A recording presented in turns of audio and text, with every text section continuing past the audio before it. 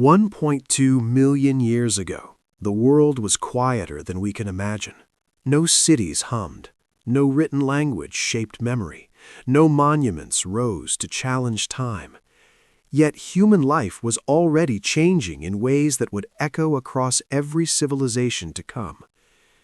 The Earth was entering a colder rhythm, shaped by advancing and retreating ice, and early humans were learning not only how to survive, but how to remember. In this world, rivers were more than water.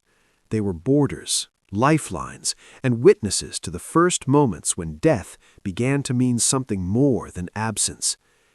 The humans of this time were not yet us, but they were no longer simply animals moving on instinct alone. Likely members of Homo erectus, or closely related ancestors, walked the landscapes of Africa and parts of Eurasia with upright posture and expanding minds. Their tools were simple but purposeful. Their social bonds were tightening. They hunted, scavenged, shared food, and protected one another. And slowly, quietly, something new began to form in their awareness. The understanding that life ended, and that ending deserved attention. Death had always been present. Predators claimed the weak. Disease arrived without warning. Falls, starvation, and violence were constant risks. For most of prehistory, bodies were left where they fell, claimed by scavengers and erased by time. But around this period, archaeological clues suggest a shift. Certain remains were not scattered, they were not consumed, they were placed. And the places chosen were often near rivers. Rivers dominated prehistoric life. They carved paths through open land, attracted animals, and provided reliable water in an unpredictable world. Camps formed near their banks. Seasonal migrations followed their flow. To early humans, rivers may have felt eternal, always moving, always returning, even when everything else changed. When a member of the group died, placing the body near or within a river may have felt natural, meaningful, even necessary.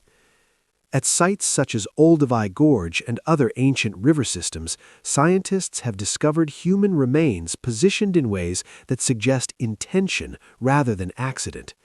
Bones found together, undisturbed by scavengers, bodies aligned with the flow of water, locations chosen repeatedly over long periods. These were not graves as we understand them today, but they were not random either. They were early acts of care, shaped by emotion, memory, and shared belief. To place a body required effort. It meant stopping the daily struggle for food and safety. It meant group cooperation. It meant acknowledging loss. These actions suggest that early humans were beginning to see the dead as something more than organic remains.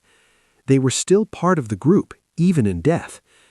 The river became a boundary between presence and absence, carrying the individual away while keeping them within the world. Water has always held symbolic power.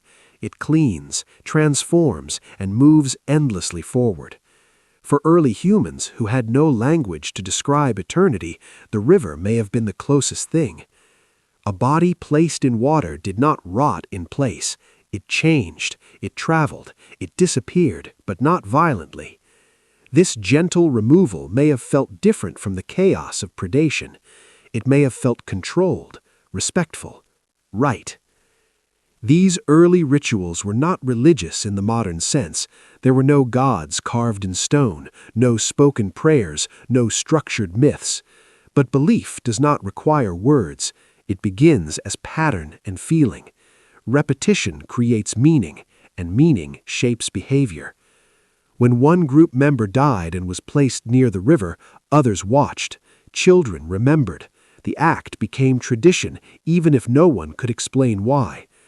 Social bonds deepened through these moments. Grief, though unnamed, existed.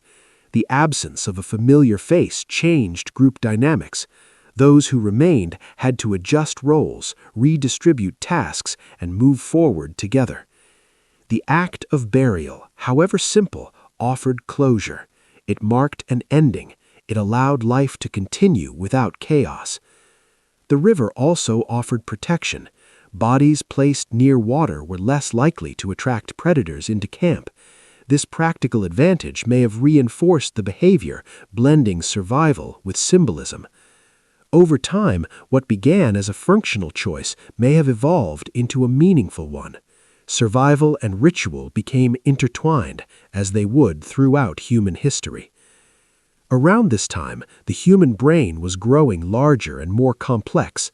Memory, anticipation, and emotional depth were expanding. These changes allowed early humans to think beyond the immediate moment. They could remember the past and imagine the future. Death, once a sudden disappearance, became a concept, and concepts demand response. The landscape itself reinforced these ideas. Rivers flooded and receded, they destroyed and renewed, they carried life downstream and returned nutrients to the land. Watching this cycle, early humans may have sensed continuity beyond individual existence. The river did not end, it transformed. Perhaps they hoped the same for themselves. These early burial practices also hint at the beginnings of identity. The dead were not treated as anonymous. They were part of a group with shared history. Their placement acknowledged that connection. This was the foundation of community memory, the first step towards ancestry, lineage, and eventually history itself. Not every death received such care. These practices were likely rare, reserved for specific individuals or moments. But rarity does not diminish importance, it highlights significance. Each act represented a choice, a deviation from instinct, and a step towards culture. Over hundreds of thousands of years, these simple acts would grow into complex rituals. Graves would deepen, objects would be placed alongside the dead, symbols would form, myths would rise. But all of it traces back to moments like these. Quiet bodies near flowing water, placed by hands that did not yet know what they were creating. Life 1.2 million years ago was harsh, uncertain, and unforgiving. Yet within that struggle, humans found space for meaning. They did not conquer death, they acknowledged it. They did not explain it, they responded to it.